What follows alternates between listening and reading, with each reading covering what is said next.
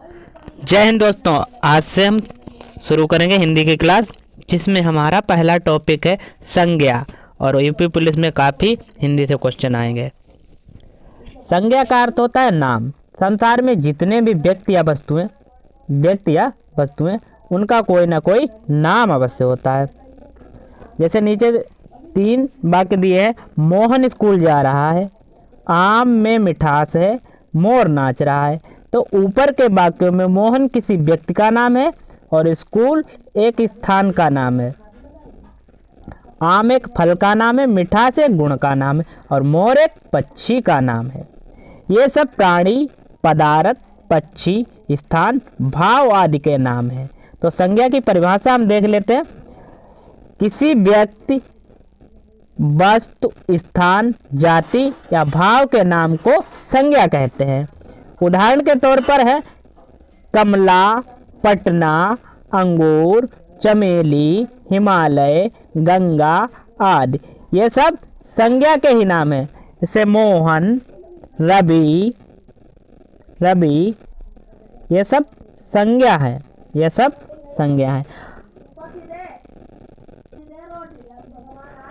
अब देख लेते हैं संज्ञा के भेद। संज्ञा के 5 भेद होते हैं।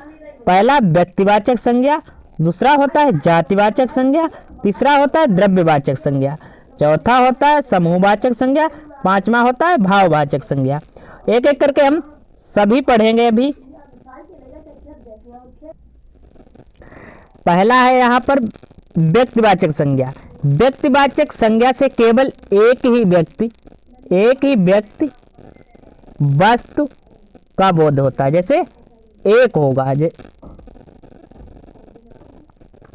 जैसे व्यक्तियों के नाम राम, श्याम, गीता, किरण, ये सब व्यक्तियों के नाम है। राम, श्याम, गीता, किरण ये व्यक्तियों के नाम है। ये है व्यक्तिवाचक। यहाँ पर खा दिया है देशों के नाम, भारत, जापान, चीन। और गा में दिया है नदियों के नाम, गंगा, जमुना। शहरों के नाम पटना, इलाहाबाद। पुस्तकों के नाम रामायण, महाभारत। ये क्या है सब? ये है व्यक्तिवाचक, जिसमें एक ही व्यक्ति या वस्तु का बोध होता है, वहां पर व्यक्तिवाचक संज्ञा होता है। जैसे पटना एक स्थान है ना, और इलाहाबाद एक स्थान है। रामायण एक महाकाव्य है, महाभारत एक महाकाव्य है, मगर एक ही की बात हो रही है यहाँ पर। राम एक व्यक्ति है, श्याम भी एक व्यक्ति है। तो एक की बात की जाए तो वहां पर होगा व्यक्तिवाचक।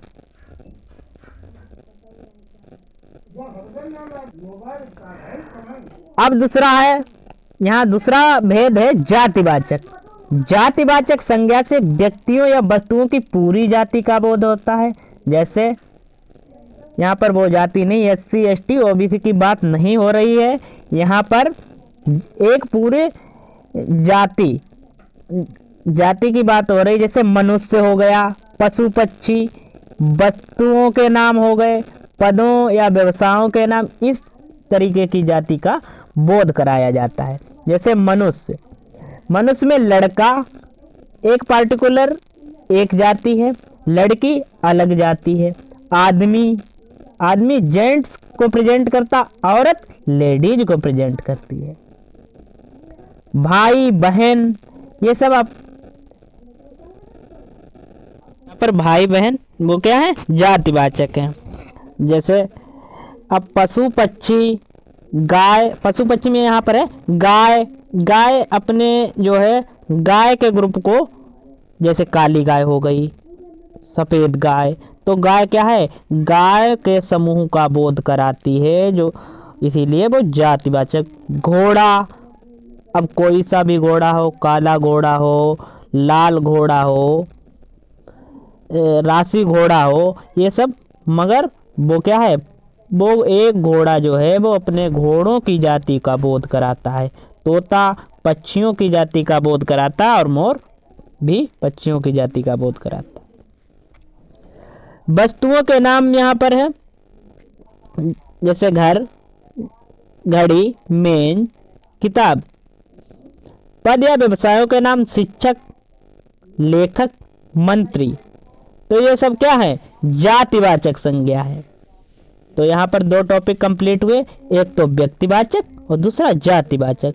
तो जातिवाचक इस तरीके के होते हैं और व्यक्तिवाचक सिर्फ एक व्यक्ति या वस्तु स्थान की बात की जाए तो व्यक्तिवाचक, और किसी जाति की बात की जाए तो जैसे लड़का, इसमें किसी का नाम नहीं होता। जातिवाचक में पर्टिकुलर एक नाम नहीं होगा।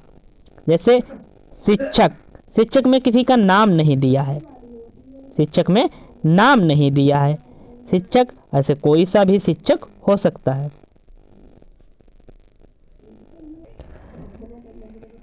अब थर्ड टॉपिक है द्रव्यवाचक।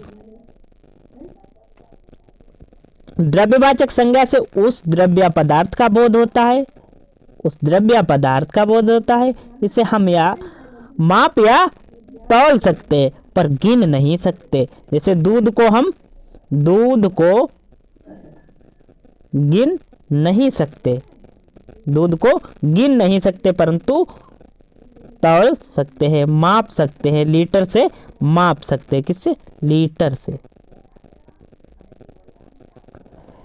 इसमें क्या होता है? धातुओं तथा खनिजों, इसमें धातुओं तथा खनिजों के नाम लोहा, सोना, चांदी की बात की जाती है। खाने पीने की वस्तुओं दूध, पानी, घी, तेल, मिट्टी का तेल, डीजल, पेट्रोल की बात की जाती है। भाववाचक संज्ञा। तो भाववाचक संज्ञा उस नाम को कहते हैं जो किसी भाव, दशा, धर्म या गुण या कार्य का बोध कराए। भाववाचक संज्ञा में आता है जैसे क्रोध हो गया, लोभ हो गया। क्रोध, लोभ, मोह, आनंद, यौवन, शैशव, धैर्य, वीरता, लिखाई, पढ़ाई। तो यहाँ इस तरीके से हम समझ सकते हैं जैसे किसी गुण या अवस्था का बोध होता है तो वहां पर भाववाचक संज्ञा होती है। जैसे लिखावट, लिखावट, सजावट, चलन, मोह, आनंद, खुशी। तो खुशी का भाव होता है शैशव। इस तरीके से ये भाववाचक संज्ञा होती है और भाववाचक संज्ञा की गणना नहीं की जा सकती है। यहाँ पर लिखा भी है भाववाचक संज्ञा की गणना नहीं की जा सकती है। कोई ये नहीं कहता हाँ आज मैं 2 किलो खुश हो गया हूँ या 3 किलो खुश हो गया हूँ, क्योंकि भाववाचक संज्ञा की गणना नहीं की जा सकती।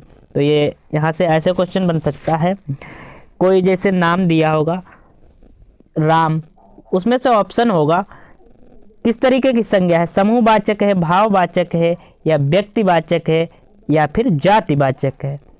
तो इस तरीके से क्वेश्चन आ सकते हैं।